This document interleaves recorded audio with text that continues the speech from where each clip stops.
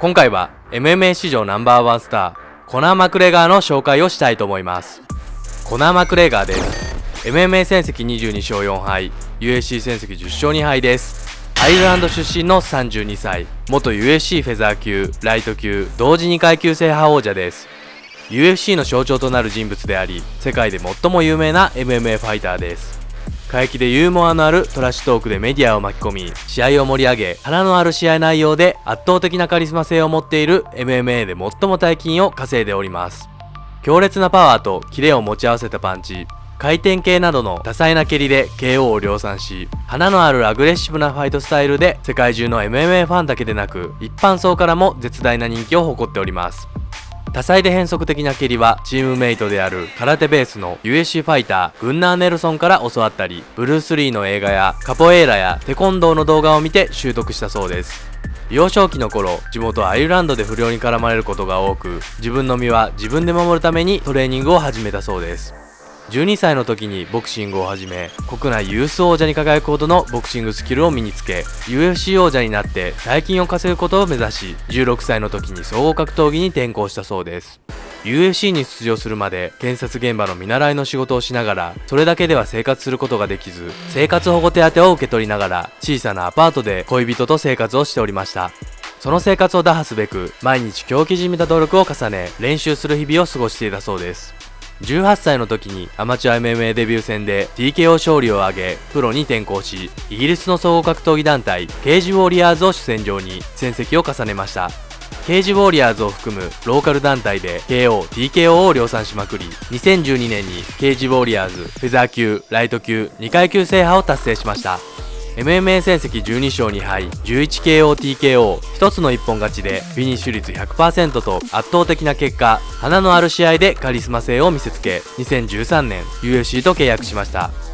2013年4月 UFC デビュー戦では当時3連勝中のマーカス・ブリメージと対戦しました。アッパーからの右フックでダウンを奪い、パウンド連打でわずか67秒の秒殺 TKO 勝ちでノックアウトオブザナイトを獲得し、衝撃の UFC デビューを飾ると、その後も破竹の勢いで快進撃を続けます。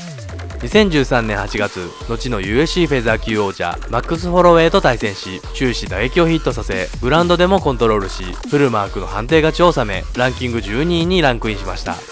その後、俺様一人の力で UFC アイルランド大会をもう一度開催させてやると豪語し、2014年7月、5年半ぶりに行われた地元アイルランド大会で UFC わずか3戦目ながらメインイベントとしてタフ14優勝者ディエゴ・ブランダウンとの対戦が決定しました。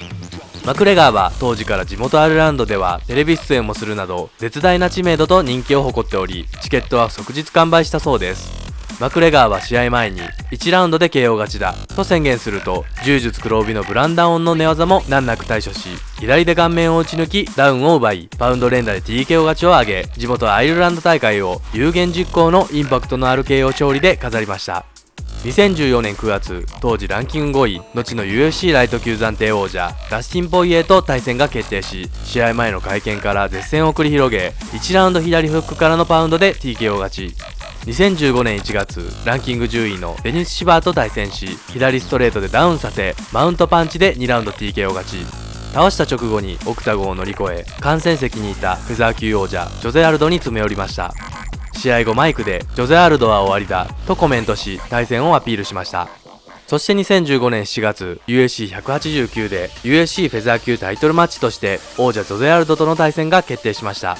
この一戦はワールドチャンピオンシップツアーと題し、世界中を飛び回りメディア出演や各国で会見を行うといった UFC 史上最も大規模なプロモーションを行いました。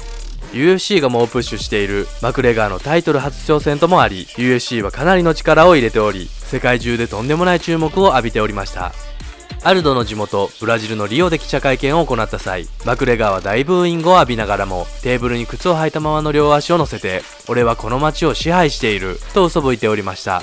さらにマクレガーの地元ダブリンの会見では、俺こそが王者だと叫んで立ち上がり、アルドの前のテーブルに置かれていたチャンピオンベルトを奪い取り、激怒したアルドと乱闘寸前になるなど、テレビやネットでも大きな話題を呼んでおりました。とんでもない盛り上がりを見せたマクレガー対アルドでしたが、ジョゼアルドは試合3週間前にあばらを負傷してしまい欠場。代わりにフェザー級ランキング1位のチャド・メンデスと UFC フェザー級暫定王座決定戦が行われることになりました。当時チャド・メンデスは MMA 戦績17勝2敗、敗北は2度 UFC タイトルマッチでジョゼ・アルドに敗れているのみで、常にジョゼ・アルドに次ぐフェザー級ナンバー2に君臨し続けておりました。大学時代は NCAA ディビジョン1でオールアメリカンに2度選出された経験を持つレスリングエリートで、強靭なフィジカルと無尽蔵なスタミナから繰り出される強烈なテイクダウンからのグラウンド&パウンドを軸に戦う強豪レスラータイプです。ストライカーのマクレガーにとってはここまでの強豪レスラーとの対戦経験はなく、チャド・メンデス戦はマクレガーにとってジョゼ・アルドよりスタイル的に厳しい試合になるのではとも言われておりました。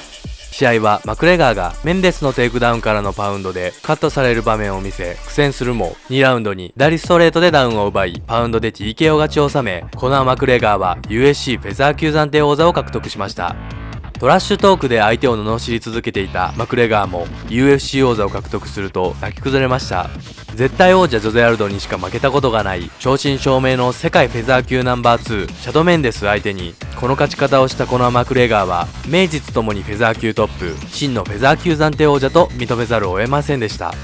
試合後マクレガーはメディアを通じてみんなの注目を集めて勝つことができた、俺の左を食らって大丈夫な人はいない、家族、ファン、対戦相手みんなに感謝している、アルドは俺が怖くて怪我を言い訳にして逃げたんだ、俺はこの試合前にアルドのあばらの負傷よりもひどい怪我を負っていたんだ、ほとんど歩くことも蹴ることもできない状態の中、正直チャドには片足一本で勝ったようなものだと話しました。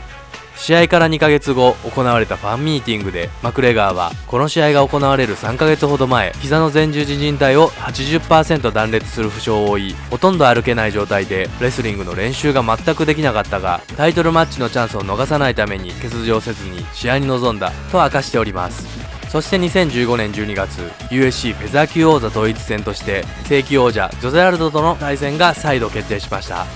当時ジョゼ・アルドは18連勝中で10年間無敗、 USC フェザー級トップ選手を次々と一掃しており、 USC と WEC のフェザー級王座を合わせて9度防衛中とパウンド・フォー・パウンド最強の有力候補にも挙げられている絶対王者でした。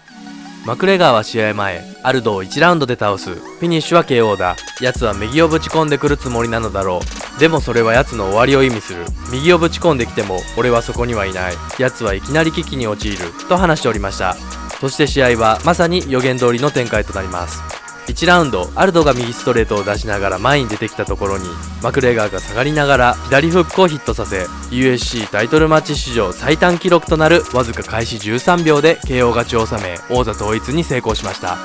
18連勝中10年間無敗の絶対王者ジョゼ・アルドにとんでもない勝ち方を挙げ、コナー・マクレガーのスター性を改めて見せつけられ、人気がさらに爆発的に広がりました。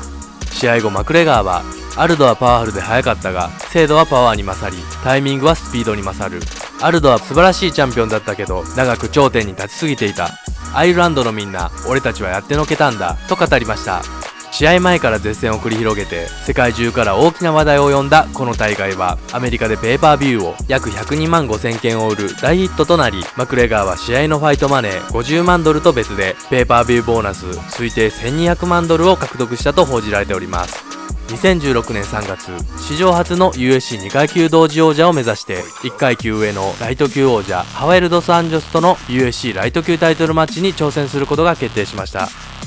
しかし大会10日前でロスアンジョスが足を骨折して欠場となり、ライト級王座挑戦が消滅してしまいます。ロスアンジョスの代役として他の選手へオファーを出しますが10日前のためなかなか決まりませんでした。